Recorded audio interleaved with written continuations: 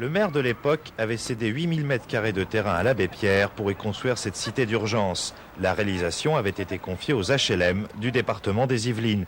Depuis plus de 30 ans, les habitations n'entraient plus dans les normes de sécurité. Mais les protestations furent rares dans la mesure où les habitants se plaisaient. Cependant, je dois dire que ces gens n'étaient pas malheureux dans l'ensemble d'être logés là, car ils avaient l'habitude d'une certaine convivialité et que, d'autre part, ils avaient l'avantage d'avoir des loyers extrêmement faibles, justifiés, mais extrêmement faibles, et cela posait le problème des loyers nouveaux qu'il faudrait payer si on reconstruisait la cité. Pour convaincre les riverains de la bonne utilité de détruire ces bâtiments, il a fallu plusieurs réunions avec le maire, un sociologue et une assistante sociale. Et puis les services sociaux de la ville ont reçu chaque famille pour connaître les problèmes de déménagement. Nous avons de plus pris plusieurs engagements.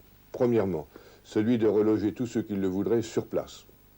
Deuxièmement, l'engagement qu'ils n'auraient pas à quitter les lieux, c'est-à-dire qu'on ferait une opération tiroir qui leur permettrait de rester sur place et donc de ne pas changer leur habitude, ce qui était très important pour les personnes d'un certain âge.